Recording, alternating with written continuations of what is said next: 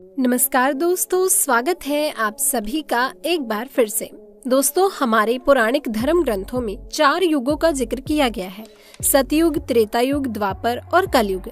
इसमें से कलयुग को श्रापित यानी सबसे खराब युग कहा गया है।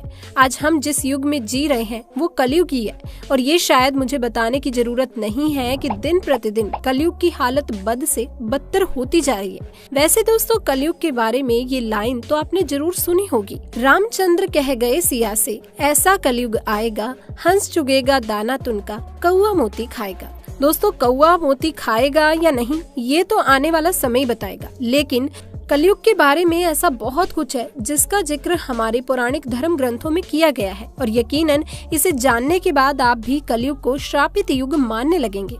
दोस्तों, क्या है कलयुग की पूरी सच्चाई हम आपको बताएंगे। उससे पहले आइए बाकी 3 युगों के बारे में थोड़ा जान लेते हैं।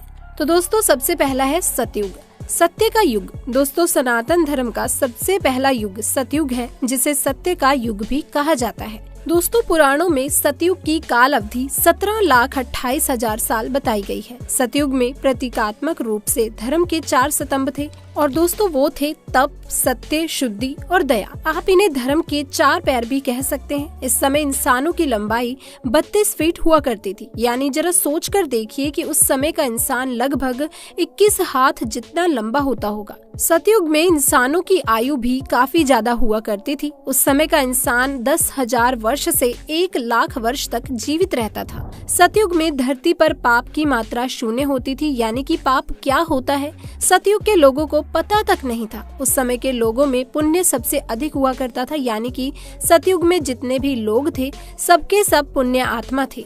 राजा हरिश्चंद्र की कहानी तो आप सबने सुनी ही होगी, जो अपने पूरे जीवन काल में सदा सत्य के मार्ग पर चले थे।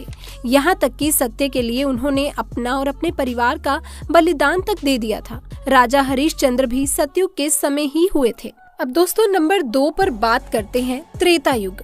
दोस्तों, सनातन धर्म का दूसरा युग त्रेता युग कहा जाता है। इस युग की काल अवधि 12,96,000 वर्ष थी। दोस्तों, इस युग को रजत युग और बहुत से लोग सिल्वर एज के नाम से जानते हैं। इस युग में धर्म के सिर्फ 3 स्तंभ थे, सत्य, शुद्धि, दया। दरअसल धर्म का चौथा स्तंभ तब सतयुग के अंत में ही घट गया था।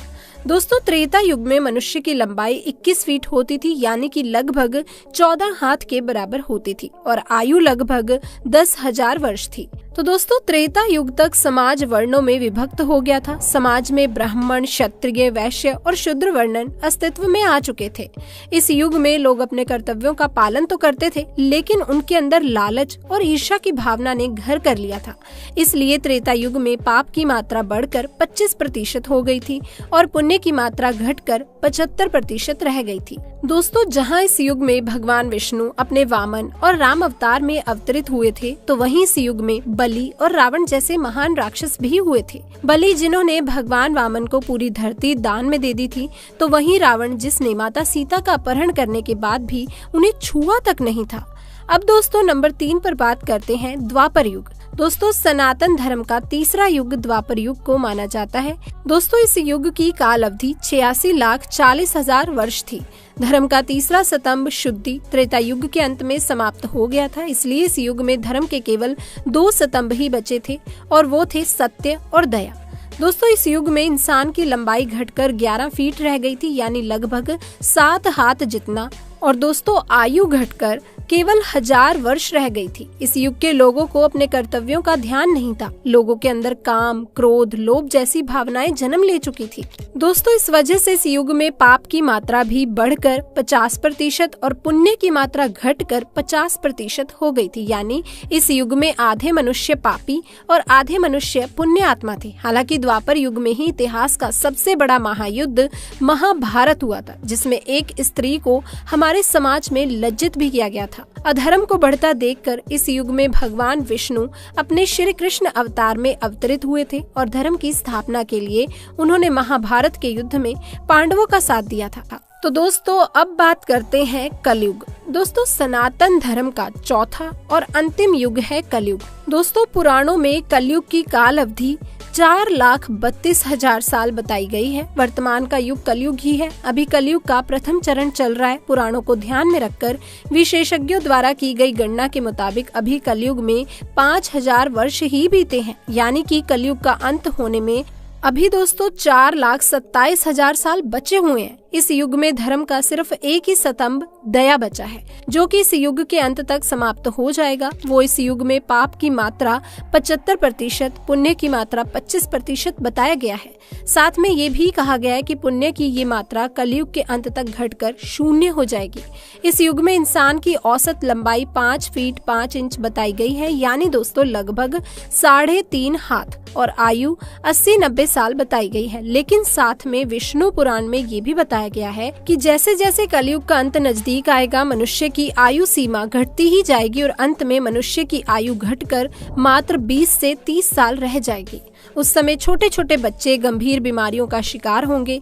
अल्प आयु में ही बच्चों की आंखों पर चश्मा और बालों में सफेदी छा जाएगी। हर इंसान रोग से परेशान होगा। बच्चे से लेकर बूढ़े तक कलयुग में हर कोई चिंताओं से घिरा रहेगा।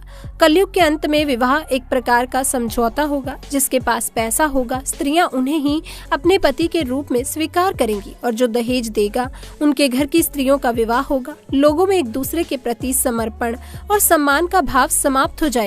रिश्तों का महत्व नहीं रहेगा। पति और पत्नी एक दूसरे के प्रति ईमानदार नहीं रहेंगे। विश्वास किस चिड़िया का नाम है लोग भूल जाएंगे। जिस व्यक्ति के पास जितना धन होगा वो उतना ही ज्यादा शक्तिशाली माना जाएगा। दोस्तों, जिनके पास पैसा होगा उन लोगों को ही विद्वान और धर्मात्मा कहा जाएगा, और ऐसे लोग समाज में पूजे जाएंगे। कलयुग में पाप की सीमा पार हो जाएगी। लोगों के हृदय में धर्म का स्थान अधर्म ले लेगा। तब धरती पर दुष्टों के संहार के लिए भगवान विष्णु अपने कल्कि रूप में अवतरित होंगे। भगवान विष्णु का ये कल्कि अवतार 64 कलाओं से युक्त होगा। उस वक्त वो सफेद घोड़े पर सवार होकर संसार से पापियों का विनाश करेंगे। उनके हाथ में तलवार होगी तो वहीं उनके दूसरे हाथ में तीर कमान होगा। उसके बाद दोस्तों कल्कि भगवान यहाँ से सभी पापियों का संहार कर देंगे और उसके बाद शुरू होगा सतयुग। दोस्तों, ये थी कलयुग की सच्चाई। क्या आपको इसके बारे में पता था? अपने जवाब कमेंट्स में आप जरूर बताइएगा। साथ ही इस वीडियो को लाइक करें, शेयर करें और चैनल को सब्सक्राइब करना ना भूलिएगा।